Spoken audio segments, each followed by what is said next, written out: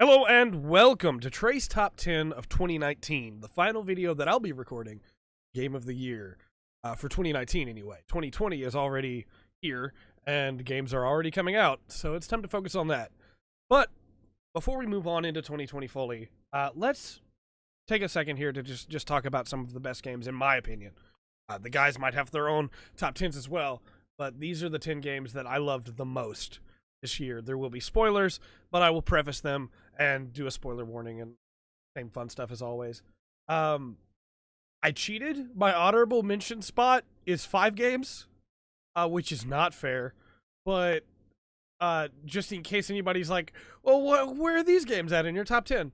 My honorable mentions are Sekiro, RE2 Remake, Pokemon Sword, or Shield, I guess, Death Stranding, and Star Wars Jedi Fallen Order.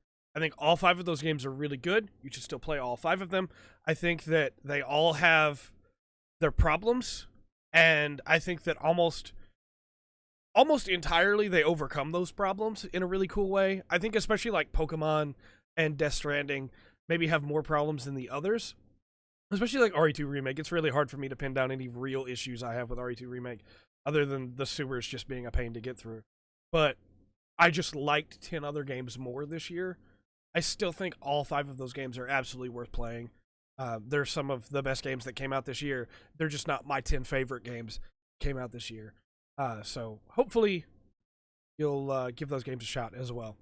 And then, of course, there were a bunch of other games that I finished that just couldn't make... There's too many good games that came out in 2019. It boggles my mind that some people said that 2019 was a bad year for video games. But let's get started with number 10. Number 10 is Bloodstained, Ritual of the Night. Bloodstained is a return to Castlevania in such a cool way, where it's not Castlevania, right? They can't use that name anymore. It takes me back to that time of Castlevania. And even if it wasn't a Castlevania-like, even if it wasn't a Metroidvania, right? It still absolutely is a great game in and of itself. I think the exploration's really cool. I think the castle's really cool. A couple areas of the castle I really didn't like that much, but I think for the most part, the castle's really cool. The abilities that you get for traversal and how much wider your move pool becomes because of that, like the things you can do in that game, you get so many more options by the end of it than you had at the start, and it allows you to traverse in so many cool ways. You have all the different shards that you can find that let you get all kinds of different abilities. Every playthrough will be different because of the randomness included with the shards, and you can say, well, randomness is a bad thing. I don't actually think it is, because all of those shards are useful in their own way. Sure, there were shards that I found that I stuck with because they were good, and weapons that I found that I stuck with because they were really good. But I could see uses for all the others as well, and there were times where I would switch them to fight a boss that I was struggling. I think they did a really good job with Bloodstained, and it had some technical issues for sure. I went back and forth between Bloodstained and RE2 Remake for number 10 on this list. But at the end of the day, I absolutely think I enjoyed Bloodstained more. And it's still absolutely worth a try. You should give it a shot. Number 9 for me is Dragon Quest Builders 2. Dragon Quest Builders 2 drags in Chapter 3 really badly. And if not for that, it would probably have made top 5 for me. Because I think it's the game that I spent maybe the second or third to most time with this year. I adore Dragon Quest Builders 3. Such a cool game. It is still very much that building game that Dragon Quest Builders 1 was, but at the same time, you have the story with Malroth and with your main character and the friendship that develops between the two of them, and it wasn't just like a friendship for the sake of drama. It actually felt like the two characters had become friends, and so when story things happen later and the two of you are split up, it hurts to not have Malroth right there because he's been beside you the whole time. I think that game is exceptional. I think it's one of the best building games I've ever... You know what? No, I think it is the best building game that I've ever played. I like it way more than I like Minecraft or even in some ways Terraria. I think it is incredible. And part of that could be the Dragon Quest side of it. It's cute and it's charming. And I love Dragon Quest so much as a series already. And it has so many callbacks. But at the same time, I think that story is incredible. Story is so good. The only real big flaws that I found with it were Chapter 3, and then, of course, in the post-game, where it's just building, which is great, but Malroth's connection to you kind of feels distant because there's no more story to interact with him with. There's no more him following you around on adventures because there aren't really any more adventures. It's build your home how you want to build it. And I have built a crazy cool sky kingdom where there's a hotel that's like 5 stories high and it looks really cool. And I made it out of purple blocks. But I do think that there isn't really much of a post game. However, that final push of the main game is so good that it overcame a lot of my problems, especially with Chapter 3. I think that game's really, really solid, and I had a lot of fun with it. And I'm looking forward to playing more. I really want to mess around with trying to build another island. I want to try and build an underground kingdom. I think that's a thing that I could do. So I'm excited to try that. It's a really good game, and I'm excited because it's such a big step up over 1 that I think a 3 could be almost perfect. Number 8 is Monster Hunter World Iceborne. You may say, Trey, that's an expansion. It's not the only expansion you're going to see on this list. I'm going to be honest with you. This is my personal top 10. I can put whatever I want on there. Iceborne is so good. It is incredible how good Iceborne is. Iceborne adds a bunch of new monsters, which, granted, World had a rather small roster comparatively to older Monster Hunter games. Iceborne adds a bunch of monsters, a bunch of variant monsters, a bunch of new weapons, new tiers for weapons. It's basically G-Rank from the older games. It adds the Clutch Claw, which is incredible. Clutch Claw adds so many new moves to each weapon, to the point where when I started playing on PC before Iceborne dropped, I could not play Switch Axe because I didn't have those Iceborne weapons, Iceborne moves from what was added in.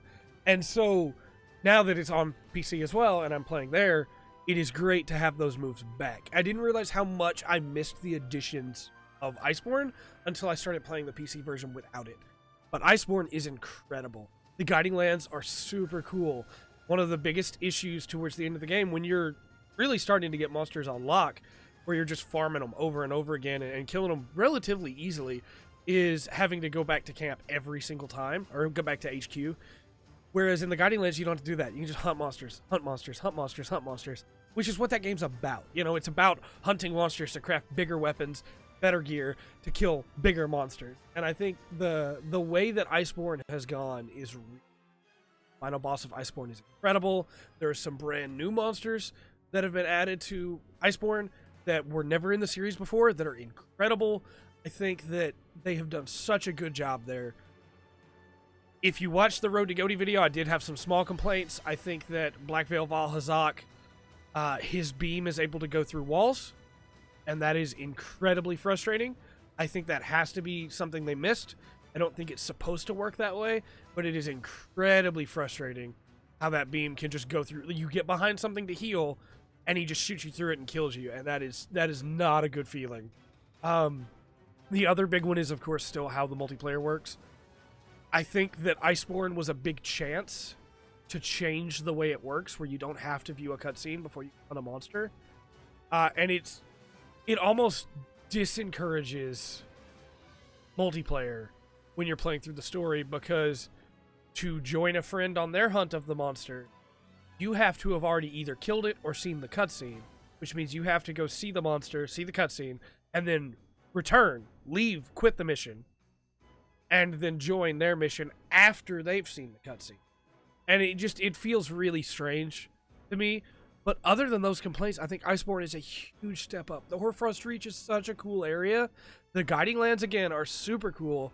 The story actually wasn't, terrible. Story's not what I play Monster Hunter for at all. And I do think that some of the cutscenes went on way too long. But I actually kind of appreciated the story of, the younger generation having to take up over here in Celiana and lead. And I thought that was really cool. I think that moving forward, with all the content they're going to be adding, that Monster Hunter is going to be in a very good place, especially World with Iceborne changes and everything coming there. I can't wait to see what new stuff they add to it. And this is probably the best time to jump in if you're still curious about it, because they added a bunch of things to help you catch up real quick and get you to Iceborne quickly. And if you've never played Monster Hunter, this is the one to start with. Following Iceborne is Super Robot Wars T at number 7. If you watched the Game of the Year coverage, I didn't fight very hard for Super Robot Wars T. I kind of regret that now, because at the time, my goals were set on the games I wanted to win, and I didn't think that it had as much of a chance of winning with the guys because they don't play Super Robot Wars. I still should have fought harder for it, because this game is incredible. Super Robot Wars T is not just my favorite Super Robot Wars in a long time, it's maybe my second favorite Super Robot Wars ever. Like, it's fighting with Jay right now to be my favorite one. And part of that is the cast. I think the cast of characters they added are so good. You have the way that they use Guy Shishio and Noriko, and I'd never even seen Magical Knight Rayearth, and I really like those characters. The way that they use Spike Spiegel, the way that they use all those characters, and especially like Domon and Vaughn, and the cool, oh, I'm getting excited again, the cool interactions that they have, and then like Akito. I think they did a really good job using the pre-established cast. But then they also have a really good main cast. So you have Saitso and Rami and Amius and Meryl, and how good all of them are. But then you also have the villains. Rudy Pixie's Alto is such a good villain. And you have the way that they use Wasselman, and you have characters like Dima Goldwyn and Aim Pressband, and how good all of those characters are working together, like clashing and combating against each other. I think they did such a good job with it. It does still have the new Super Robot Wars problem, I would say. I don't remember it being as much of an issue in the older games, especially like Jade does not really have this issue. But towards the end, it's kind of just, hey, you still got to fight all these villains, though. We haven't wrapped all this stuff up. But at the same time, I liked fighting all those villains. Those villains are really cool. And getting to see the fact that in this game, every single character has dialogue with the villains, which is not the way it's been in the previous games. It's been just the main hero of the series. And I love that. I love that even, like, not just the final boss, but towards the end, you have, like, Wasselman commenting on Kiriko Kubi, or you have Mr. Zone talking about Guy Shishio, or Ryoma Nagare, and it's just so good to have the sheer level of writing that it took, and then to write all these characters well, to make them believable.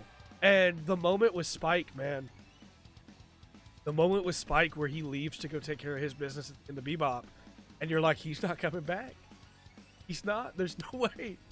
It is such a powerful moment. Especially with how it all plays out and everything. But, yeah. Super Robot Wars T, real good. If you've never played a Super Robot Wars game, you can start with T. And then they added, like, the post-game DLC that lets you get the V and X teams in there, too. And their bosses had dialogue with your characters, and your bosses had dialogue with them, and getting to see Soji again, and Chitose, and, oh, it was so good, man. It was so good. Super Robot Wars T is absolutely incredible. Number 6 for me, and it was number 5 for a long time, is Control. Control is this incredible idea of, like, the SCP Foundation as a, like, government-run bureau. Not as, like, its own separate entity, but as a government-run bureau. And so the Bureau of Control is this world of these objects of power that are starting to run amok because an entity from another dimension, basically, called the Hiss, have started to seep in. And I love this world. I love the things going on in it. The world building is so incredible.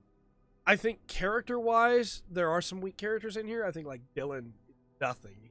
Such a nothing character.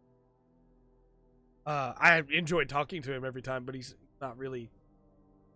I think Jessie is a cool character, but I think other than her interactions with, like, Polaris, there's not really that much to her, which is kind of a shame. I think Ati's super cool. I think Dr. Darling is super cool. I think Trench is super cool. I love the world. I love playing that game. I love being in that world and going around the Bureau of Control. I think the music is really cool. I actually really enjoyed the combat for the most part. Once I got further into it, at first it was kind of a slog, but that game definitely does still have some big issues for me. that hold it back. I think it graphically is good, but it needed a little bit more of optimization. I think it still has a lot of pop in. There's some freezing, and then you have the problem of how combat heavy the back half is. It's also like, if I want to explore the Bureau, I don't mind the combat. I like the combat in some ways. But if you go into a room and you kill some guys in that room, and you go back into the room you just came out of, and then you go back in there because you realize you forgot something, more guys will spawn. You just immediately have to fight again. And it made exploration kind of a chore at times, because I just wanted to get around in that world. I wanted to see all the cool stuff. And fights became trivial by the end. You just launch everything. It dies instantly. Have launch fully upgraded. But it made it more tedious, I think, how quickly I could get through them. Because then it was just like, okay, you're just in my way now. You're not even a problem. I do still think that game is super cool. I think, again, it's my 6th favorite game of the year. I think you absolutely have to play Control. That game is so cool. The boss fights, some of the boss fights are really interesting. Some of them not so much. But I think that game, I think with just a few tweaks, it could have been my game of the year, you know? But I don't blame anybody that's their game of the year. I think it is incredible. I think Control is so cool. Especially when you get into, like, my favorite part of the game, which was finding the objects of power and reading the containment procedures for them and seeing the different things that they could do and, like, having to calm them and bind them so that they didn't hurt anybody else. I also just really loved, like, the mystery of that game, where it was going, what was going on, and seeing how everything came together. I think that's really cool. Again, if not for that final combat rush, I think, especially like Andrew, that's his biggest complaint with the game, and I don't blame him. That final combat rush is not great. If it wasn't there, I think that game would be a lot stronger. I think the other big issue I have is that it doesn't really feel like it has an ending, which might be because of the DLC coming, which is good, but it's still a shame. I like that game a lot, and I think you need to play it.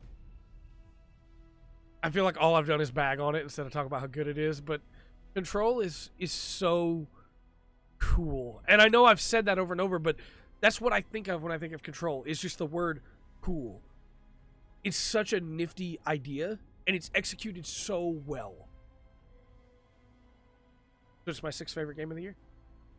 I'm just going to stop there so I stop retreading old ground. Number 5 for me is Judgment. Judgment is such a weird offshoot of the Yakuza series. It's set in the same world, and it has the same organizations in it, but it doesn't have any real ties to Yakuza. Like, there's not, you don't see Kiryu or Majima walking around. You don't interact with them ever. But I think that that's almost for its benefit, because it winds up having to stand on its own, and I think it absolutely does. I think the cast of Judgment is so good. When you get into how they all work together, you have Yagami and Kaito, and I think the way that the Yagami Detective Agency works as a gameplay thing is incredible, because it allows you to go, I have all these cases that are my side quests, I don't have to do them, but I could. So I did, you know? You have the friendship mechanic with all the people of the town, and like, as you become friends with them, you gain actual benefits in the game. They help you in fights and things like that, throw you items to help you heal. I think living in the Yakuza world is really cool, but Judgment's slice of it specifically is more like, the Yakuza side is more of a, I'm going to protect this town, right? I'm Kazuma Kiryu, I'm Goro Majima, I'm Akiyama, I'm going to protect this town. Shun Akiyama. His first name, I guess. I'm going to do what I have to do to keep these people. And it almost feels darker in Yakuza because of that.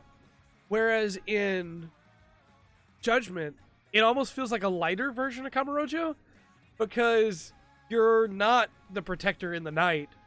You're the guy out there solving cases in the day, you know? You're out, I mean, you're doing it at night as well, but you're out there being the friend to the city in the way that none of the Yakuza main characters really could be. And I just think that's really cool to see Yagami walking around, people at the street going, "Hey, it's Yagami," or "Yagami-san." It was just so cool to see those interactions. And then the combat's really good as well. Yagami plays completely differently from Kiryu or any of the other previous characters. He's got like a little bit of Akiyama in him, but at the same time, he's got two different styles, and they both are so different. I wound up defaulting to Tiger style a lot because of how good the like flux move is, but at the same time, I think that you're just as likely to be able to use Rain Stance the entire game as well.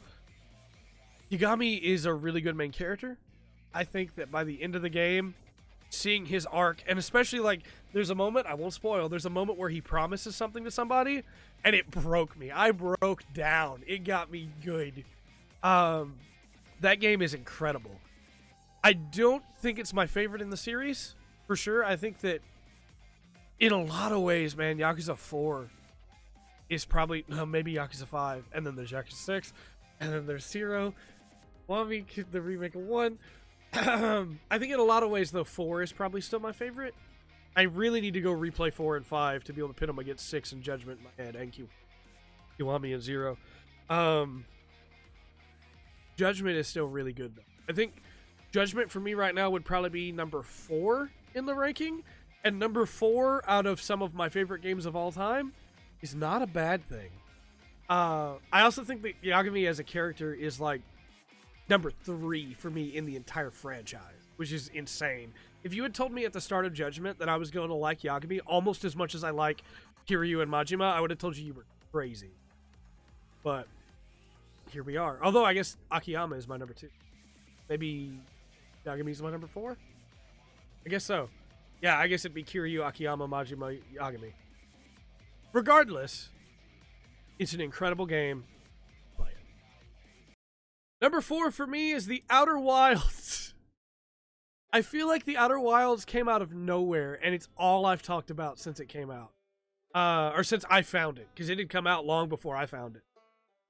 I feel like I've said this for every game, but I think The Outer Wilds is incredible. I think it is so unique compared to everything else that I've ever played.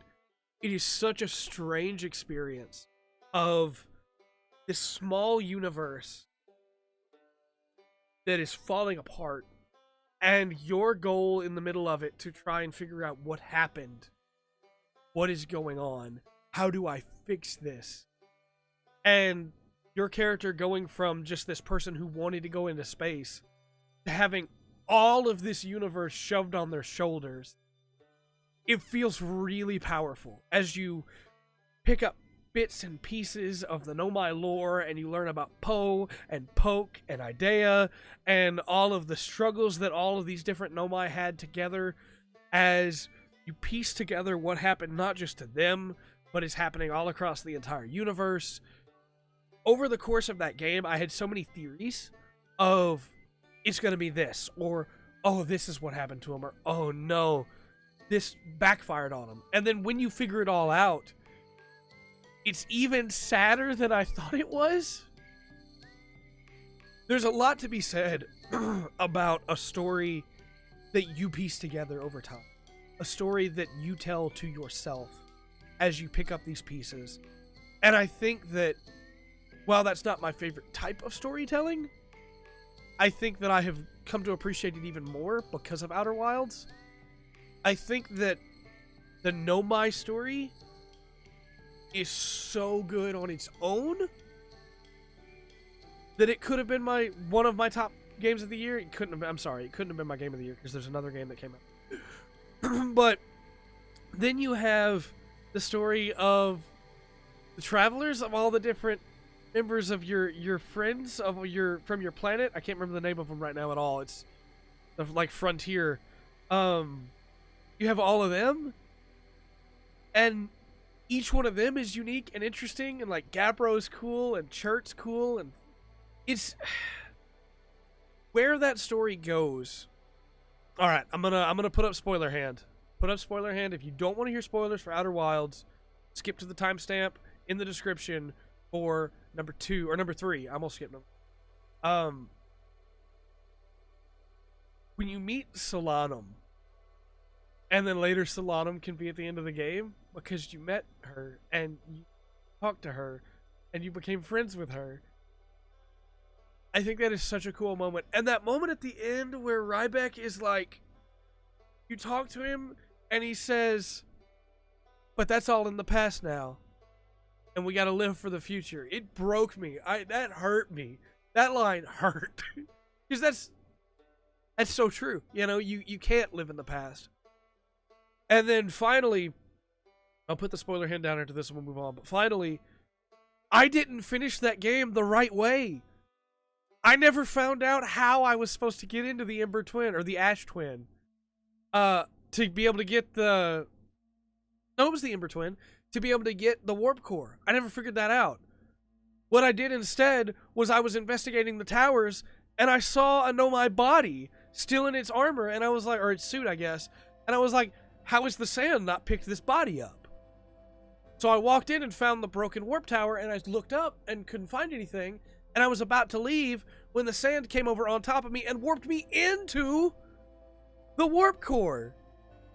And it blew my mind when it happened. And I went and got the drive, went and got the core, and then left and died because the sun exploded because I didn't have enough time.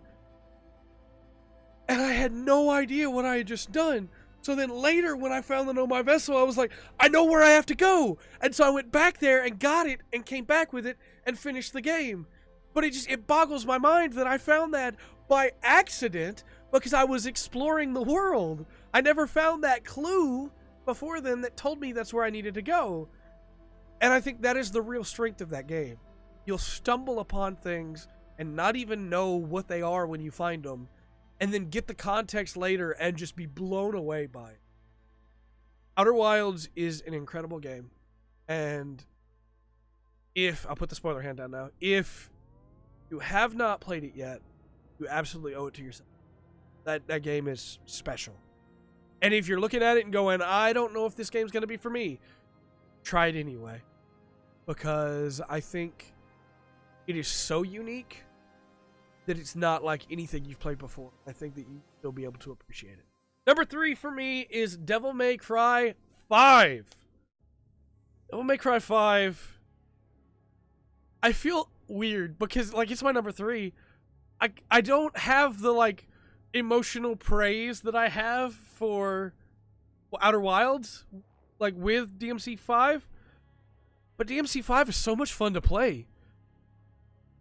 All 3 characters are so incredibly fun. They all have their own unique movesets and play very differently from each other.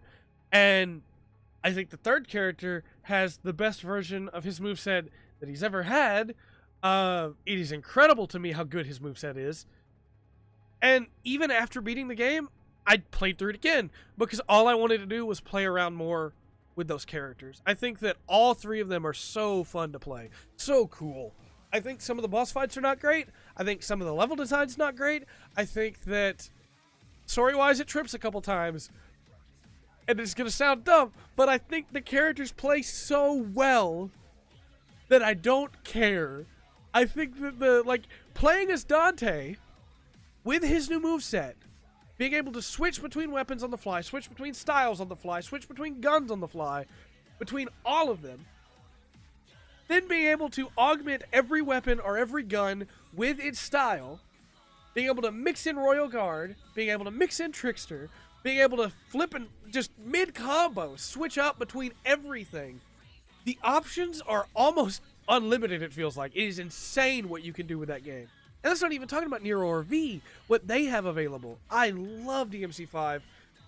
I wish there was a bit more, I wanted 5 more levels. I wanted just a little bit more, And I know that some people have said that the game feels too long. I think it felt too short. But I love that game. That game is incredibly good.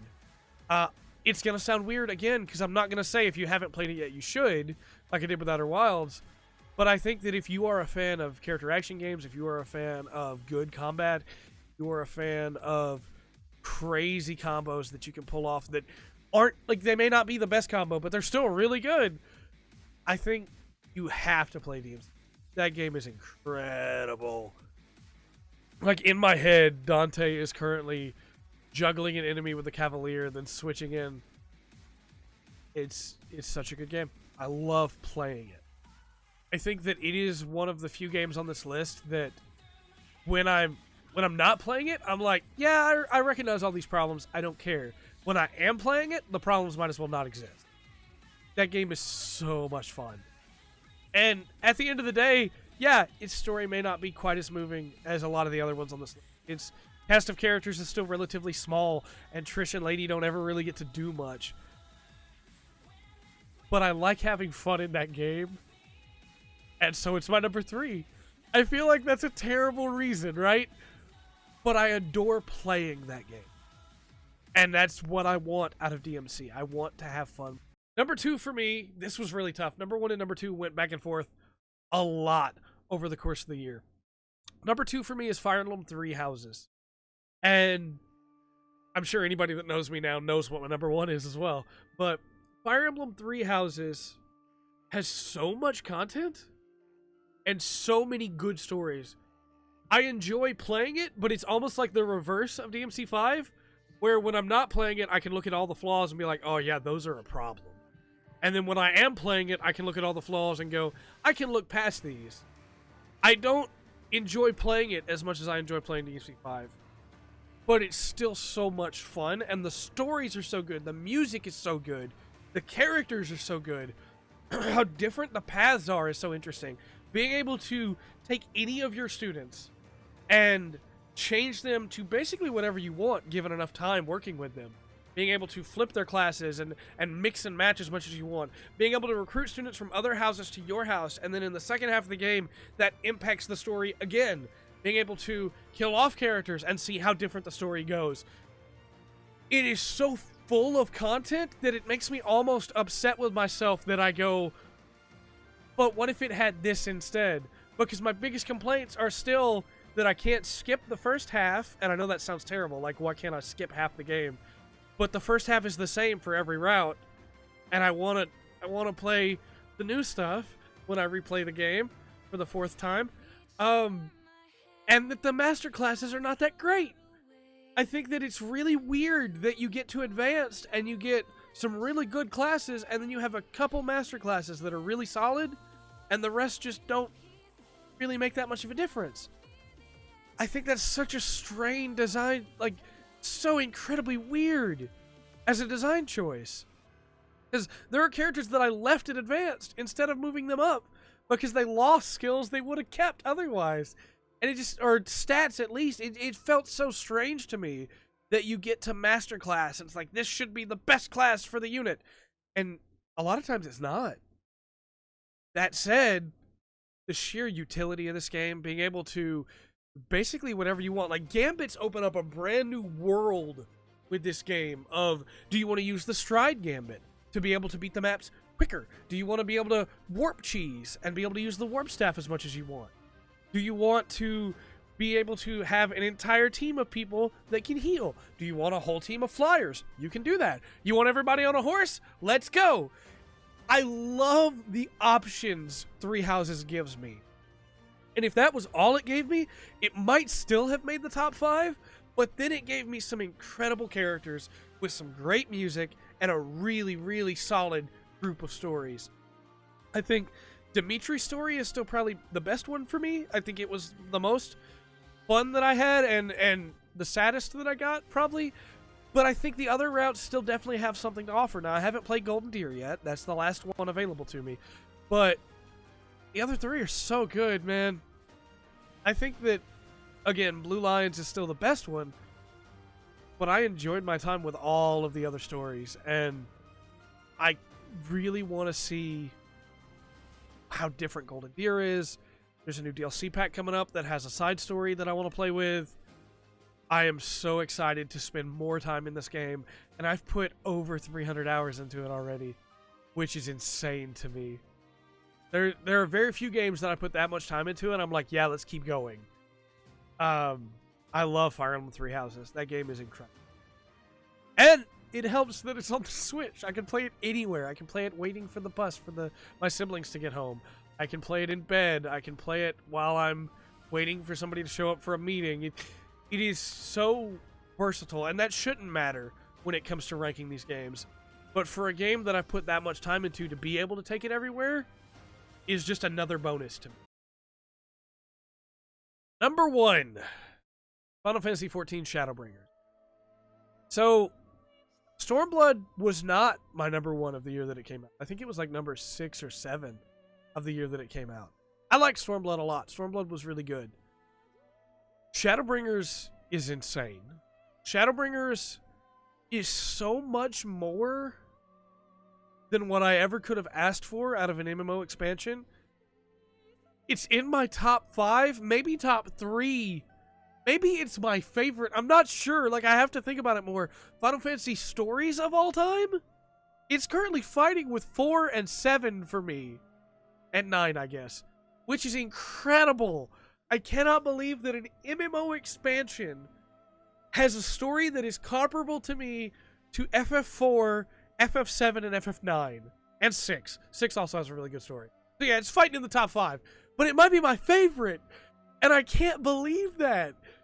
It's so good. It has one of the best villains. No, it has the best villain in all of Final Fantasy. I will put my flag down there. It has some of the best supporting characters in all of Final Fantasy. The world is so cool. It seems small. The first seems small compared to some of the other zones that we've gotten, but it's really not. Each individual zone is bigger.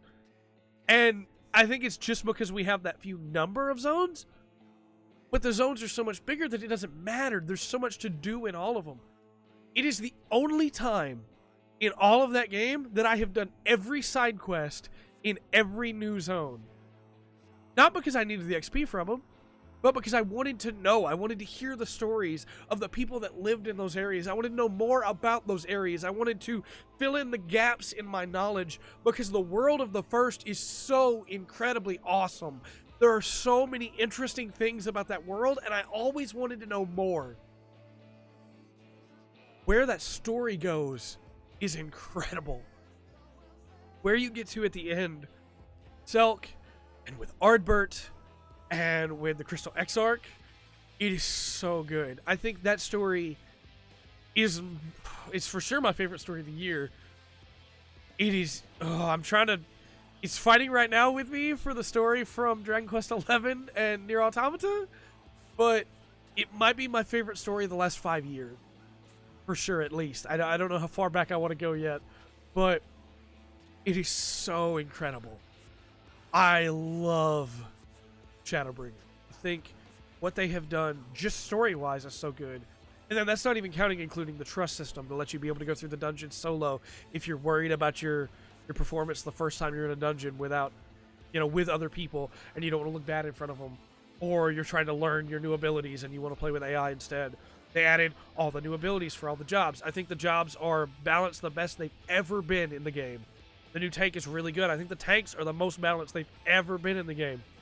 Astrologian was really bad when Shadowbringers launched. It absolutely was, but patches have come through and made Astrologian better. Summoner was really rough when Shadowbringers first came out because of the sheer button bloat, the sheer amount of buttons you had to press to be able to do your rotation, and they've trimmed that back, and it's really good. Ninja was kind of rough.